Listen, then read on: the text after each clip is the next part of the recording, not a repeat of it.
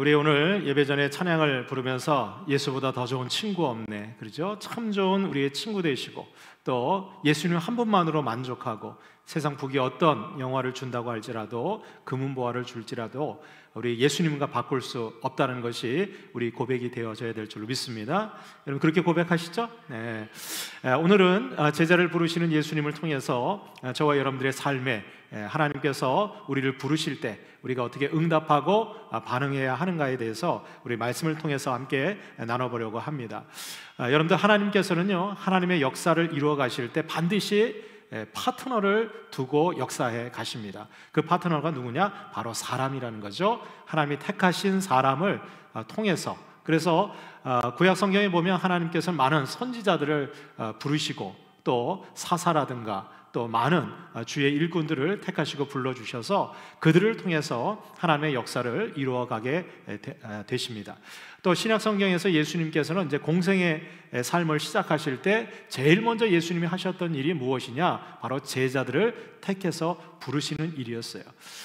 왜 하나님께서 전지전능하시고 모든 것이 가능하신 하나님께서 굳이 사람의 힘이나 노력이 필요가 없는데도 하나님은 말씀으로 천지를 창조하실 수 있으신 전지전능하신 하나님인데 왜 하나님께서는 굳이 사람을 통해서 하나님의 역사를 이루어 가실까? 거기에는 아주 중요한 비밀과 원리가 있습니다. 그것은 이 구원의 역사는 하나님만을 위한 것이 아니라 바로 사람을 구원하기 위한 하나님의 뜻이 거기에 담겨져 있다는 것이죠. 그래서 하나님의 구원 역사, 물론 창조 역사라든가 그 외에 인류의 역사를 주관하시고 이끌어 가실 때는 하나님의 절대 주권을 갖고 하나님이 이끌어 가십니다.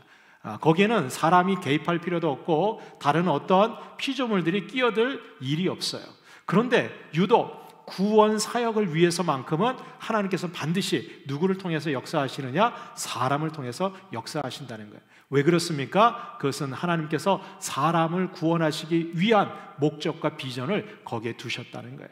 그래서 성경에 보면 수많은 사람들이 하나님 앞에 택함 받고 그리고 하나님의 일꾼으로 쓰임을 받게 되었습니다. 그런데 하나님의 일꾼으로 쓰임 받는다는 것, 그것이 인간적인 입장에서 보면 결코 좋은 것만은 아니었어요. 여기서 제가 좋은 거라고 얘기하는 것은 인간적인 눈으로 볼 때, 세상적인 눈으로 볼 때 하나님의 일꾼으로 쓰임 받는다, 주님의 제자가 된다, 이것은 결코 바람직한 일이 아니었어요. 왜냐하면 여러분들 구약 성경에 하나님의 일꾼으로 쓰임 받았던 많은 사람들의 그들의 인생을 보면 세상적인 눈으로 볼 때는 결코 흠모할 만한 것이 전혀 없었어요. 왜냐하면 하나님의 일꾼으로 쓰임 받는 대부분의 사람들은 세상에서 어떻게 고난당하고 그리고 세상으로부터 버림받고 오히려 하나님의 일을 한다는 일 때문에 오히려 세상으로부터 수많은 핍박과 고난을 받았던 것이 바로 하나님의 일꾼들이 쓰임받았던 인생이었습니다. 오늘 예수님이 부르시는 제자들도 마찬가지였어요. 우리가 이 제자들이 예수님이 부활하시고 승천하신 이후에 이 제자들의 마지막 인생 끝을 추적해 보면 그 가룟 유다는 자살해서 죽었지만 그 이후에 마띠아가 13번째 이제 제자로 이제 부름을 받게 되죠. 그러나 그 외의 모든 제자들은 다 순교의 자리에 갔다는 거예요. 유독 그 요한만큼만 예수님이 사랑했던 제자 요한은 밤모섬에 유배되어서 요한계시록을 다 기록하고 늙어서 죽게 되지만 그 외의 모든 제자들은 다 순교의 자리에 갔다는 것이죠. 우리가 잘 알고 있는 수제자 베드로를 비롯해서 안드레, 또 마태, 야곱, 그리고 시몬, 유다, 야고보, 빌립, 도마, 바돌로메, 마띠아에 이르기까지 이 모든 사람들은 주님께서 택하신 그 제자의 삶을 감당하기 위해서 끝까지, 정말 땅끝까지 복음을 증거하다가 정말 인간적인 눈으로 볼 때는 비참하고 그리고 아주 고통스러운 죽음을 당해서 그들의 인생은 순교로 끝나게 됩니다. 그러나 인간적인 눈으로 볼 때는 이 제자들의 삶이 이렇게 비참하게 끝났지만 하나님이 보실 때, 또 주님이 보실 때는 이 제자들이 있음으로 인해서 땅끝까지 복음이 증거되어지게 되었고 수많은 사람들이 구원을 얻을 수 있는 길이 열리게 되었다는 거예요. 여러분들, 이 제자들의 헌신이 있었기 때문에 오늘 저와 여러분들이 바로 예수 그리스도를 알고 그 이 복음을 믿고 그리고 구원받고 오늘도 예배의 자리에서 하나님을 찬양하고 경배할 수 있는 이런 귀한 특권을 누리게 된 줄로 믿습니다. 자, 그런데 오늘 본문에 보면 예수님께서 이제 수제자인 베드로와 몇 명의 제자를 오늘 부르시는 장면이 나와요. 오늘 이 장면을 통해서 오늘도 하나님께서는 구약시대 때 하나님의 일꾼들을 택하시고 부른 것처럼 또 예수님께서 복음서에서 바로 제자들을 부르시고 그들에게 하나님의 위대한 구원 사역을 위임해 주신 것처럼 지금도 하나님께서는 하나님의 택한 백성들을 부르고 계시다는 거예요. 그리고 그 부름받은 그 하나님의 백성들을 통해서 오늘도 하나님은 하나님의 위대한 구원 역사를 이루어가고 계신 줄로 믿습니다. 자, 그렇다면 우리가 제자를 부르시는 이 예수님을 통해서 우리를 부르시는 하나님 앞에 우리가 어떻게 반응하고 하나님 앞에 정말 하나님의 일꾼으로 쓰임받는 또 주님의 제자의 삶을 우리가 살아갈 수 있을 것인지 우리 말씀을 통해서 함께 상고해 보려고 합니다. 첫 번째로 우리가 주목해서 봐야 될 것은 오늘 제자를 부르시는 예수님의 모습을 보면 먼저 예수님께서 제자들을 찾아오신다는 거예요. 할렐루야. 여러분, 이게 굉장히 중요합니다. 우리가 하나님을 찾기보다 그리고 우리가 예수님을 찾아가기보다 여러분들 예수님께서 제자들을 부르실 때 보면 예수님이 먼저 찾아오신다는 거예요. 오늘 본문에도 보면 1절과 2절에 보니까 무리가 몰려와서 하나님의 말씀을 들을세 그랬어요. 지금 예수님께서 요단강가에서 세례 요한에게 침례를 받으시고 그리고 광야에서 40일 동안 기도하신 이후에 성령에 이끌리셔서 성령 충만한 역사가 나타나요. 곳곳마다 예수님이 회당에서 가르치시고 또 복음을 증거하시고 그리고 병자들을 고치시면서 예수님이 가는 곳곳마다 많은 무리들이 따라왔어요. 이 무리들은요, 말 그대로 자신들이 말씀을 통해서 은혜를 받는다든가 아니면 예수님부터 치유의 은혜를 받는다든가 본인들의 필요에 따라서 예수님을 따라다녔던 사람들이에요. 근데 이 사람들, 이 무리들을 예수님이 부르지 않는다는 거예요. 여러분, 이상하지 않아요? 예수님은 따르는 자를 부르는 것이 아니라 예수님이 따라야 될 자를 찾아가신다는 거예요. 그래서 이 무리들이 예수님 앞에 많이 몰려들어서 이 하나님의 말씀을 듣고 있을 때 예수님께서 이 게네사렛 호숫가, 여기는 긴네셋 또는 우리가 흔히 잘 아는 갈릴리 호수입니다. 이 게네사렛 호숫가에 서서 호숫가에 보니까 배 두 척이 있는데 거기 보니까 어부들이 배에 나와서 그물을 씻는 것을 누가 먼저 보셨어요? 예수님이 보셨어요.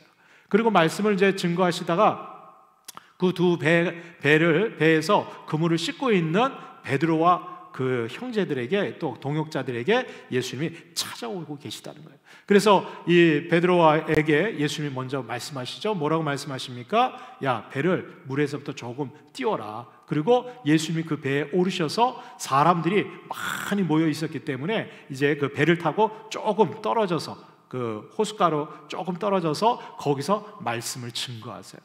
자, 여기서 우리가 기억해야 될 것은 예수님께서 지금 베드로를 찾아오셨다는 거예요. 그리고 이 베드로에게 야, 배를 조금 띄워서 내가 말씀을 전할 수 있도록 그렇게 배려하라는 거죠. 이때 여러분들 이 베드로의 입장에서 예수님을 자신의 배에 태워서 띄운다는 것은요, 여러분들 결코 쉬운 일이 아니에요. 우리가 정말 주님의 제자로 하나님의 일꾼으로 쓰임받기 위해서는요, 우리를 찾아오시는 예수님을 어떻게 해요? 영접하고 받아들일 수 있어야 돼요. 할렐루야. 여러분들 구원의 은혜는요, 예수님을 믿음으로 영접하고 받아들일 때 여러분들 그 구원의 은혜가 우리에게 주어지게 되는 줄로 믿습니다. 많은 사람들에게 하나님의 복음이 선포가 되고 예수님이 찾아가셔도 여러분들 예수님을 거부했던 사람들은 구원의 은혜를 누리지 못했어요. 성경에 보면 예수님께서 자기 고향에 찾아갔을 때 그 사람들은 예수님이 행하시는 말씀과 그가 행하는 기적들을 보고 이상히 여기고 어떻게 해요? 오히려 저 요셉, 목수 요셉의 아들 예수가 아닌가 그러면서 어떻게 해요? 그 예수님을 배척했어요. 받아들이지 않고 영접하지 않으면 여러분들 주님의 제자가 될 수 없는 거예요. 하나님의 일꾼이 되기 위해서는요, 예수님이 우리를 찾아오실 때 맞아들이고 영접할 수 있어야 된다는 거예요. 근데 여러분들 주님이 나를 찾아온다면 여러분들 영접하실 수 있겠어요? 물론 내가 기분 좋을 때 정말 상황과 여건이 해피하고 정말 넉넉할 때 그때 주님 찾아오면 얼마든지 영접할 수 있죠. 그런데 여러분들 지금 베드로가 예수님을 영접하는 요 타이밍은요, 결코 영접하기가 쉽지 않은 그때였어요. 여러분들 우리가 알다시피 지금 베드로는 밤새도록 뭐 했어요? 호숫가에 나가가지고 밤새도록 고기를 잡았어요. 근데 고기를 한 마리도 못 잡고, 지금 이제 날이 새가지고 밤에 고기를 못 잡으니까 어떻게 해요? 날이 새니까 이제 그물 이제 씻어가지고 정리하고 이제 집으로 퇴근하려고 하는 거예요. 근데 그 타임에 예수님이 오신 거예요. 그리고 오셔가지고 뭐라고 얘기하세요? 지금 이제 다 정리하고 집에 가야 되는데 예수님이 어떻게 해요? 배를 좀 띄우라는 거예요. 다시 배를 띄우라는 거예요. 아니 지금 이제 밤새도록 고기 잡고 이제 들어와가지고 다 정리하고 집에 들어가야 될 참인데 그때 찾아오신 거예요. 그때 타이밍도 절명하죠. 근데 여러분들 아세요? 주님이 우리를 찾아오실 때는 내가 정말 주님 받아들이기 어려울 때 그때 찾아오시는 경우가 많아요. 여러분들 하나님께서 정말 내가 잘되고 뭐 형통하고 이름 날리고 좀 능력 있고 건강하고 그리고 뭐 젊고 힘 있을 때 그때 우리를 부르시는 것이 아니라 어떤 때 보면 다 포기하고 낙담하고 아무 쓸모 없을 때 이상하게도 주님은 그때 찾아오시는 거예요. 여러분들 모세를 하나님이 언제 부르셨어요? 그의 나이 80세 때, 그가 어디에 있을 때, 이집트의 왕자로 혈기왕성할 때는 하나님이 모세 부르시지 않았어요. 40년 동안 이집트의 왕자로 잘 나갈 때 정말 부러울 것 없는 권세도 가지고 있고 학식도 누리고 있고 배경도 갖고 있을 때는 하나님이 부르시지 않으세요. 그가 다 그냥 잃어버리고 살인자로 도망해서 그 미디안 광야에서 장인 이들의 양이나 치면서 하루하루 소망 없이 이젠 나이는 점점 먹어서 80세가 되었을 때 아무런 소망이 없고 이제 내 인생 이것으로 끝나는가 보다. 아마 여러분들 모세가 그렇게 생각하지 않았겠어요? 이집트로 다시 또 애굽으로 돌아갈 수도 없고 나는 이제 이 광야에서 그냥 장인 양이나 치다가 나이는 들고 할아버지가 되었으니 이제는 여기서 이렇게 늙어서 죽나 보다. 내 인생 이것이 끝나는가 보다. 여러분 그때 하나님이 찾아오시는 거예요. 여러분들 이 모세가 하나님 앞에 부름받았을 때 변명을 몇 번이나 합니까? 출애굽기 보시면 계속해서 변명해요. 나는 나이가 많고 나는 뭐 말이 둔하고 나는 뭐 이것도 못하고 저것도 못하고 다 못해요. 근데 하나님께서는 어떻게 해요? 다 준비해 두고 계시다. 중요한 것은 여러분들 우리가 나를 찾아오시는 그 주님을 내가 영접하고 받아들일 수 있어야 될 줄 믿습니다. 여러분들 엘리야 선지자가 그 이스라엘 땅에 가뭄이 들었어요. 아주 극심한 가뭄이 들었어요. 3년 6개월 동안 비도 내리지 않고 이슬도 내리지 않고 완전히 모든 땅에 가뭄이 들어가지고 사람들이 그냥 굶어 죽어 나가는 거예요. 그때 하나님께서는 이 엘리야를 어디로 이끌어 가십니까? 저기 시돈 땅, 이스라엘 땅도 아니에요. 저기 시돈 땅에 있는 사르밧 과부의 집으로 인도하는 거예요. 그런데 여러분들 지금 이 사르밧 과부의 상황이 어떻습니까? 지금 먹을 밀가루가 다 떨어진 거예요. 외아들 하나 땅이 있는데 이제 그 한 줌 남은 그 밀가루 갖고 떡해서 먹으면 이제는 더 이상 먹을 양식이 없는 거예요. 이웃집에도 구할 게 없고 사람들이 다 굶어 죽어가는 거예요. 그래서 이제 마지막 한 줌 남은 이 밀가루를 갖고 떡 부쳐가지고 아들하고 먹고 그냥 죽어야 되겠다 이런 생각을 갖고 나가서 어떻게 해요? 이제는 그 불 지펴가지고 떼려고 나무까지 죽고 있는 거예요. 그때 누가 와요? 엘리야 선지자가 찾아오는 거예요. 하나님이 글로 보내는 거예요. 하나님도 얄궂죠. 아니 저기 부자나 좀 잘 사는데 그런데 보내면 어떠시겠어요? 사르밧 과부 그거 다 하나 남은 거 거기 보내는 거예요. 그리고 물어봐요. 지금 뭐 하고 있냐? 지금 나뭇가지 이거 주워다가 불 떼가지고 이게 한 줌 남은 거 아들하고 먹고 이게 죽으려고 합니다. 그랬더니 엘리야 선지자 뭐라 그래요? 그거 나다오 그래요. 나다오. 여러분들 그 상황이라면 정말 마지막 남은 거 그거 하나 그거 있는데 하나님께서 저와 여러분들을 부르시고 찾아오셔서 내가 너희 집에 들어가겠다고 내가 너의 남아있는 거 그거 마지막 하나 그거 나를 위해서 다오 이렇게 얘기하시면 여러분들 하나님 영접하실 수 있겠어요? 예수님 맞아들일 수 있겠어요? 근데 여러분들 이 사르밧 과부의 믿음을 보세요. 어떻게 해요? 엘리야 선지자를 자기 집에 초대해요. 그 남아있는 거 한 줌 다 해서 떡해서 엘리야 선지자를 대접합니다. 근데 엘리야 선지자가 어떻게 합니까? 먹고 나서 하나님이 영감을 주시잖아요. 그렇죠? 그릇을 준비하라는 그릇. 근데요, 엘리야 선지자가 거기에 머무는 동안 가뭄이 끝날 때까지 여러분들 그 집에 그 통에 밀가루하고 그 다음에 그 기름병에 기름이 마르지가 않았다는 거예요. 할렐루야. 여러분들 이 제자들이 정말 자신들이 피곤하고 정말 지금은 아닌데 바로 이 베드로에게 예수님께서 야, 너 배에 내가 좀 올라가겠다는 거야. 배를 좀 나를 위해서 제공하라는 거야. 그때 이 베드로는요, 그 주님을 어떻게 해요? 영접하고 받아들였어요. 여러분들, 정말 내가 받아들일 수 없을 때, 그때 주님이 나를 찾아오시고 또 나의 삶에 개입한다고 하실 때, 여러분들 우리가 믿음으로 예수님을 받아들이고 영접할 수 있기를 주님의 이름으로 축복합니다. 그때가 여러분들 가장 나를 살리기 위한, 하나님께서 나를 부르시는 아주 절묘한 시간인 줄로 믿습니다. 만약 이 시간이 지나고 나면, 여러분들 만약에 베드로가 이때 아유 선생님, 제가 지금 너무 피곤하고 저는 지금 퇴근해야 되거든요, 내일 다시 오세요. 그러면 여러분들 베드로의 이름이 여기에 남았겠어요? 베드로가 수제자가 될 수 있겠어요? 아니에요. 여러분들 하나님이 주신 기회는요, 그 기회를 붙잡는 자의 것이. 오늘 이 예배의 자리에 하나님께서 저와 여러분들을 불러주시고 우리보다 먼저 찾아오신 줄로 믿습니다. 우리가 그것을 기억하고 정말 주님을 영접하는 자는 오늘 그 예배의 시간을 지키는 거예요.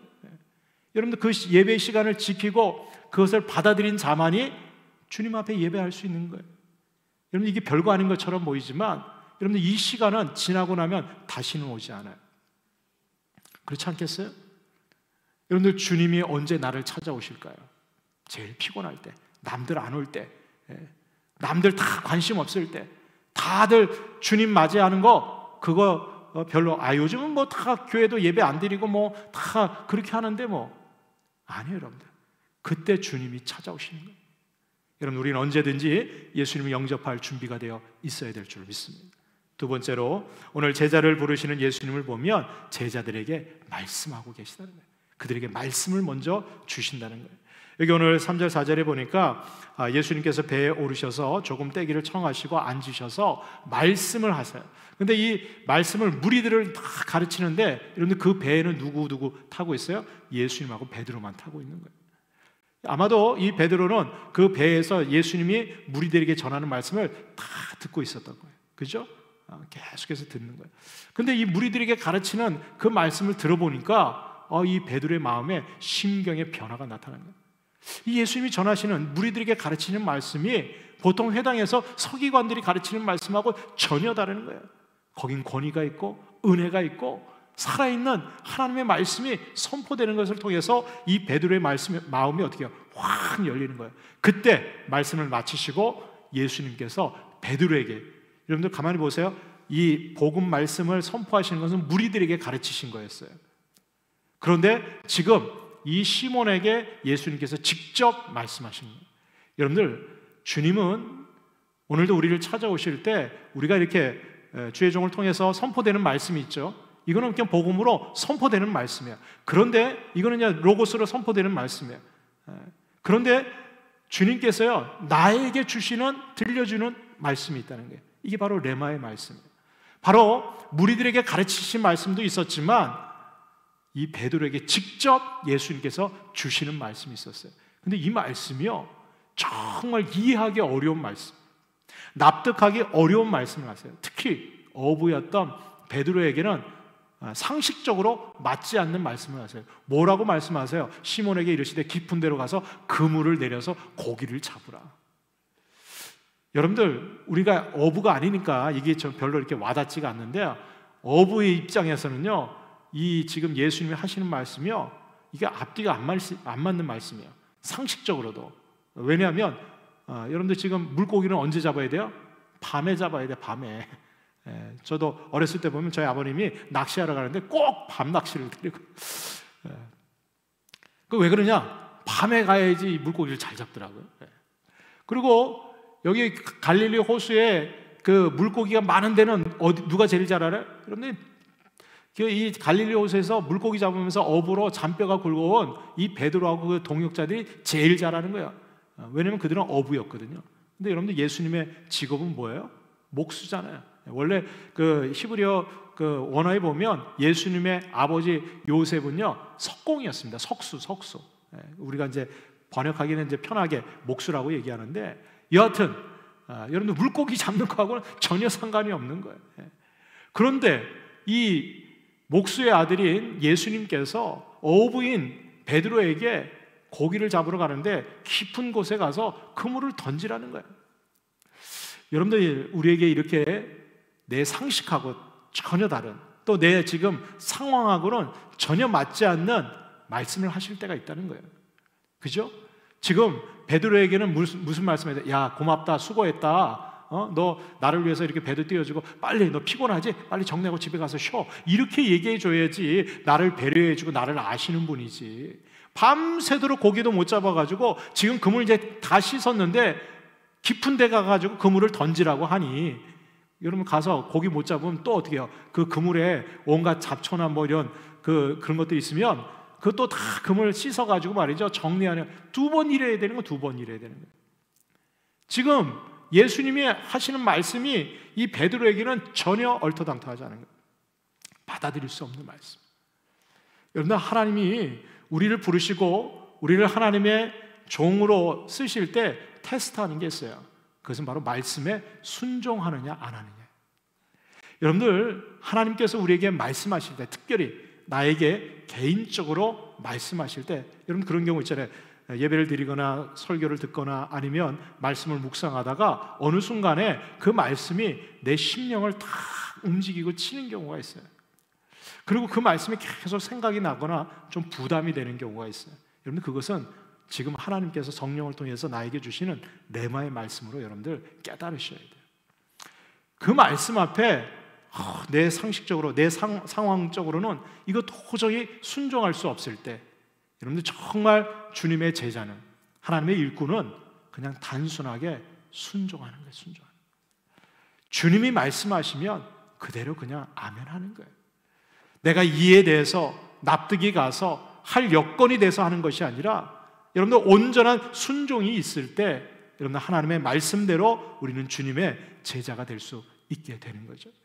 누가복음 5장 5절로 6절의 말씀에 보면 이 베드로가 이렇게 대답을 해요. 선생님, 우리들이 밤이 새도록 수고하였으되 잡은 것이 없지만, 이게 중요해요. 그죠? 그럼에도 불구하고, 아까 우리 찬양을 불렀잖아요. 그죠? 그럼에도 불구하고 말씀에 의지하여, 지금 이 베드로는 다른 거 의지하고 나가는 게 아니라 주님이 지금 말씀하신 그 말씀에 의지해서 내가 그물을 내리리다 그랬어요. 여러분들, 하나님께서 우리에게 말씀하실 때, 특히 나에게 말씀하실 때, 여러분들 말씀에 의지해서 순종함으로 그물을 내릴 수 있기를 주님의 이름으로 축복합니다. 그렇게 하니까 고기를 잡은 것이 힘이 많아서 어떻게 해요? 그물이 찢어졌다는 거예요. 이 표현도 참 우리가 주의해서 봐야 되는데, 여러분 고기를 많이 잡았는데 그건 어떻게 해요? 찢어졌다는 거예요. 물론 이제 그 다음에 자기 동업자들을 막 오라고 손짓해가지고 그 물고기들 갖다가 다 담으니까 어떻게 해요? 2배 가득 차서 배가 잠길 정도로 물고기가 많이 잡혔어요. 이게 개수가 안 나와요. 몇 마리 잡혔는지. 근데 거기에 찢어졌다는 것은 거기서 빠져나간 물고기도 있다는 거예요. 그죠? 이게 굉장히 좀 그 영적인 의미가 있는데, 왜냐하면 요한복음 21장에 예수님께서 호숫가에서 물고기 잡는 장면하고 거기하고 조금 이렇게 차이가 있어요. 근데 여기 보면 이 베드로가 주의 말씀에 의지해서 그물을 내리니까 어떻게 해요? 물고기가 힘이 많이 잡혀서 찢어질 정도로 그렇게 되었다는 거예요. 여러분들, 하나님의 말씀에 내가 정말 이해가 가지 않는데 그냥 믿음으로 말씀에 의지해서 순종하면 내 상식을 뛰어넘는, 내 경험을 뛰어넘는 기적과 같은 응답들이 나타나게 된다는 거예요. 여러분들, 상식적인 거, 그리고 내가 이해 가는 것만 믿음으로 순종하잖아요. 그럼 응답도 그 정도밖에 안 나와요. 내가 이해하고 납득할 만한 그 정도의 응답만 나와요. 그러나 정말 내가 감당할 수 없는, 그리고 내가 정말 이해할 수 없는, 상식을 뛰어넘는 그런 말씀에 내가 순종하면 여러분들, 내 상식을 뛰어넘는 기적과 같은 놀라운 일들이 우리의 삶의 응답으로 나타나게 되는 줄을 믿습니다. 주님의 제자는 여러분 그런 믿음이 있어야 돼요. 말씀에 순종하는 그런 믿음이 저와 여러분들이 있기를 주님의 이름으로 축원합니다. 마지막 세 번째로, 제자를 부르신 예수님은 바로 이 제자에게 사명을 주셨다. 이것은 바로 이 제자로서의 삶의 목적을 바꿔주신 거예요. 오늘 10절 말씀해 보니까 이 베드로가 세베대의 아들 동업자인 그 야고보와 요한이 이 물고기에 힘이 많이 잡힌 것을 보고 어떻게 해요? 놀랐어요. 그리고 나서 베드로의 반응을 보니까 주님 앞에 어떻게 해요? 무서워서 벌벌 떠면서 그 앞에 엎드려서 예수님한테 뭐라고 얘기합니까? 주님, 나를 떠나소서. 나는 죄인이로소이다. 자신이 죄인이라는 것을 주님 앞에 고백하게 돼요. 그때 예수님께서 이 시몬 베드로에게 무서워하지 말아라. 그리고 이제후로는 내가 사람을 취하리라. 할렐루야. 너가 지금 평생도록 이 갈릴리 이 게네사렛 호수에서 물고기 잡는 어부로 살아왔지만 이제 이후로 너의 삶은 물고기 잡는 인생이 아니라 사람을 낚는, 사람을 구원하는 그러한 제자의 삶을 살아가게 될 것이라는 거예요. 여러분들 이 말씀을 이 사도 베드로에게 주님께서 주셨을 때 여러분들 이 베드로와 어떻게 했어요? 자기의 배와 그리고 그물을, 그 고기를 그대로 다 버려두고 예수님을 따라간 줄로 믿습니다. 여러분들 만약 이 베드로가 그냥 어부의 삶을 선택했다면 그는 뭐 해야 돼요? 그냥 그 잡은 물고기 잡고 자기 집으로 돌아가야죠. 배 다음 날 또 고기 잡아야 되니까 그 배도 가지고 있어야지. 잘 정박해두고. 아마 그러고 돌아갔다면 그는 하루 밤 저녁은 풍성하게, 아니 며칠 동안은 그 물고기 잡은 거 갖고 기쁨을 누렸을 수는 있어요. 그러나 그의 인생은 또 바다에 나가서 그 호숫가에 나가서 배 갖고 물고기 잡는 인생이에요. 하루하루 그렇게 살아가야 될 인생이에요. 그런데 그가 배와 그 물고기들을 다 버려두고 주님을 따를 때 여러분들 인류 역사 가운데 주님의 수제자로, 가장 위대한 제자로 이 베드로가 쓰임받게 된 줄로 믿습니다. 여러분들 우리가 주님이 우리에게 사명을 주실 때 많은 사람들은요 이 사명이요 너무 엄청나기 때문에 내가 감당할 수 있을까? 자신의 처지나 능력을 생각해서 부담스러워하는 분들도 있어요. 내가 어떻게 세계 선교를 위해서 열방을 향해서 내가 쓰임받을 수 있을까? 나 같은 존재가 아니에요. 여러분들 주님이 쓰시면 쓰시는 거예요. 여러분들 하나님의 손에 붙들려진 막대기 하나도요 홍해를 가르는 능력의 지팡이가 되는 거예요. 예수님께서 어린 나귀를 타고 예루살렘에 입성할 때 여러분들 그 나귀는 정말 하나님의 아들이신 메시아를 등에 태우고 예루살렘에 입성한 정말 영광스러운 그런 나귀가 된 것처럼 우리도 여러분 내가 가진 거, 내 능력, 내 형편이 중요한 것이 아니에요. 주님이 우리에게 사명을 주실 때 여러분 그 사명을 위해서 내가 가진 것을 헌신할 수 있어야 된다. 그것을 주님의 사명을 위해서 드릴 수 있어야 돼요. 포기할 수 있어야 돼요. 버릴 수 있어야 돼요. 우리가 성경을 보면 이 베드로가 그 가정도 있었고 또 그에게 여러 가지 삶의 터전들이 있었지만 이 베드로는 곧 그 즉시로 주님을 따랐다는 거예요. 다 버려두고 따랐다는 거예요. 여러분들 이러한 헌신이 있었기 때문에 여러분들 이 베드로는 예수님의 제자가 될 수 있었고 그의 마지막 끝날까지 여러분들 우리가 베드로의 인생을 보면 알겠지만 베드로가 인격적으로나 그의 어떤 믿음이나 실력을 볼 때는 전혀 예수님의 제자로서의 어떤 자격이 없어요. 여러분들 예수님이 십자가에 달려 돌아가실 때 이 베드로가 예수님을 3번이나 부인하잖아요. 그렇죠? 나는 주님을 모른다고, 나는 그 예수와 아무 상관이 없다고 저주하면서 그 자리를 피했던 사람이 베드로예요. 나중에 여러분들 요한복음 21장에 보면 예수님이 부활하시고 제자들에게 나타났는데도 불구하고 이들은 주님의 제자로서의 삶을 살만한 자기 자신을 보니까 그런 능력이 없는 거예요.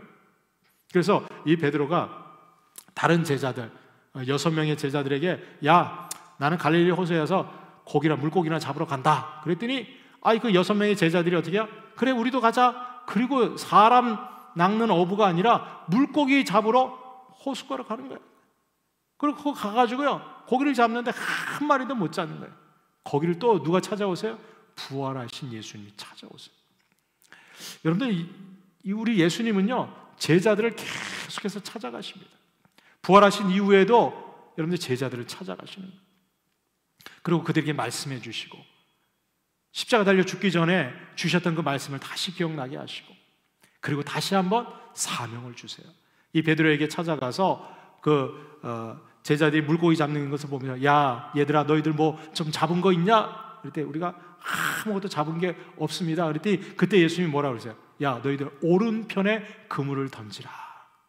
그랬더니 오른편에 그물을 던졌더 물고기를 잡아서 세보니까 153마리가 잡힌 거예요. 그때 이 사도 요한이 주님이시다 그렇게 외치니까 이 베드로가 깜짝 놀라서 겉옷을 갖다 막 입고 말이죠, 그 배에서 뛰어내려서 막 한다름에 주님께 달려오는 거예요. 와 보니까 예수님께서 말이죠, 불을 피우고 그 떡하고 그 생선하고 다 구워서 다 먹여주세요. 제자들에게 다 먹여주시고 나서 베드로를 따로 부르십니다. 부르시고 뭐라고 얘기하세요? 요한의 아들 시몬아, 내가 나를 사랑하느냐? 그리고 3번이나 주님께서 물으시는 거예요. 세 번째, 예수님께서 요한의 아들 시몬아 내가 나를 사랑하느냐 하니까 주께서 3번째 내가 나를 사랑하느냐 하심으로 베드로가 어떻게 해요? 근심하여 이르되. 왜 근심했을까? 퀴즈입니다. 뭐 여러 가지 이유가 있겠지만 저는 이 예수님이 3번 묻는 것을 통해서 베드로가 아마도 자신이 3번 예수님 부인한 거 그게 기억이 났어요. 상기가 됩니다. 너무 창피하고 예수님 내가 예수님 3번 부인한 거 주님도 다 알고 계셨구나. 그러니까 나한테 3번이나 물어보시는 거. 그런데 이 베드로가 자신을 볼 때는 도저히 예수님 앞에 너무 뻔뻔스럽게 주님 사랑한다고 얘기를 못 하겠는 거예요. 그래서 뭐라고 얘기합니까? 주님 모든 것을 아셔. 주님이 다 아시니까 제 마음도 알 거 아니에요. 미안하고 죄송스럽고 염치 없고 부끄럽고 말이죠. 그럼에도 불구하고 저 주님 사랑하는 거 주님이 아시지 않습니까? 그때 여러분들 예수님께서 뭐라고 얘기하십니까? 내 양을 먹이라. 다시 한번 사명을 주시니. 그러면서 뭐라고 해요? 네가 젊었을 때는 내 원대로 마음대로 가고 싶은 대로 갔지만 이제는 사람들이 너를 데려다가 내가 원치 않는 것으로 이끌어갈 거라는 거예요. 이게 뭐냐면 처음 부르심 받았을 때는 자기 혈기대로 주는 그리스도시요 살아계신 하나님의 아들입니다 그러면서 다른 제자들보다도 항상 앞장섰던 사람이 베드로였어요. 자기 능력 믿고 또 자기 성격대로 주님 앞에 앞서서 나갔던 사람이 바로 베드로였어요. 주님, 다른 사람들이 다 주님 배반해도 저는 아닙니다. 저는 아닙니다. 그랬던 베드로가 어떻게 해요? 자기 힘과 능력으로는 주님 3번 부인하는 정말 연약한 존재로 떨어지고 말았어요. 그런데 주님께서 다시 내 양을 먹이라. 그리고 이후로는 사람들이 너가 원하는 것이 아니라 사람들이 원하는 대로 너를 이끌어갈 것이다. 그때 이 베드로가 어떻게 해요? 믿음으로 자신의 삶을 다 드리기로 결심합니다. 여러분들 결국 이 베드로는 나중에 십자가에 거꾸로 매달려서 순교하게 되죠. 저는 이 베드로가 이 주님이 다시 오셔서 사명을 주실 때 아마 첫 번째 받았던 그 사명 때하고는 전혀 달랐을 것 같아요. 이제는 다시는 기회가 없다는 거예요. 왜? 이제는 부활하신 주님께서 승천하시고 나면 다시는 어떻게 해요? 다시는 이 베드로를 불러주시지 않는 거예요. 그거를 이 베드로는 아는 거예요. 이게 마지막이구나. 이제는 내 모든 삶을 주님을 위해서 내가 헌신해야 되겠다. 여러분들 이러한 결심이 있을 때 여러분 하나님께서는 저와 여러분들의 삶도 끝까지 책임져 주시는 줄 믿습니다. 여러분 오늘도 주님께서 오늘 찾아오셔서 저와 여러분들에게 사명을 주세요. 여러분들은 어떤 사명을 받으셨어요? 제가 이제 우리 여기 이제 전도사님들도 이제 연회 때 되면 안수를 받으시겠지만 제가 이제 안수 받기 전에 한 주 동안 기도하면서 하나님 앞에 하나님 안수 받게 되면 제가 주의 종으로서 어떻게 살아가야 될까요? 제 인생에 대한 비전과 그리고 제 삶의 목적을 깨닫게 해달라고 제가 한 주 동안 이렇게 기도했던 기억이 있어요. 근데 이제 안수 받기 바로 전날 저녁에 기도하는 가운데 하나님께서 제 마음속에 아주 강력하게 주신 마음이 있었어요. 그것은 바로 생명을 살리고 생명을 전하는 삶. 이것이 저에게 주신 비전이었어요. 제가 안수 받을 때 그런 느낌이었어요. 마치 물론 이제 감독님들 6분인가 그분들이 이제 안수를 해주시는데 많은 사람들이 있죠. 다 뭐 이렇게 축하해주고 격려해주는데 저는 너무 부끄러웠어요. 마치 하나님 앞에서 그 안수 받는 그 자리에 내가 벌거벗겨져 있는 것처럼 너무 수치스럽고 창피하고 정말 몸둘 바를 몰랐어요. 근데 그 안수리를 통해서 저에게 이제 그 영대를 이렇게 채워주시면서 성례권과 또 말씀을 선포할 수 있는, 그리고 세례를 집례할 수 있는 그런 책임을 위임해 주시면서 선포해 주실 때, 이제부터 당신은 주님의 종입니다, 이 말씀을 하는데, 그 말씀이 제 심령 가운데 탁 박히면서 이제는 주의 종으로 내 삶을 드려야 되겠구나, 이제 주님이 쓰시겠구나, 그러한 마음이 들었어요. 지금도 제가 이 말씀을 준비하면서 그때 그 생각이 떠올랐어요. 그때나 지금이나 변함이 없어요. 우리를 부르시고 택하신 그 주님은 오늘도 우리에게 다시 한번 그 사명을 우리에게 주시고 확인시켜 주시고, 그 사명을 이루어갈 수 있도록 우리에게 힘과 능력을 더해 주시는 줄로 믿습니다. 오늘 제자를 부르시고 찾아오시고 말씀하시고 사명을 주신 그 예수님께서 저와 여러분들의 삶에 늘 함께 동행하시고, 또 주님께서 저와 여러분들을 부르실 때 믿음으로 순종하고 이 베드로와 같이 끝까지 주님의 제자의 삶을 살아가는 우리 모두가 될 수 있기를 주님의 이름으로 축원합니다. 기도하겠습니다.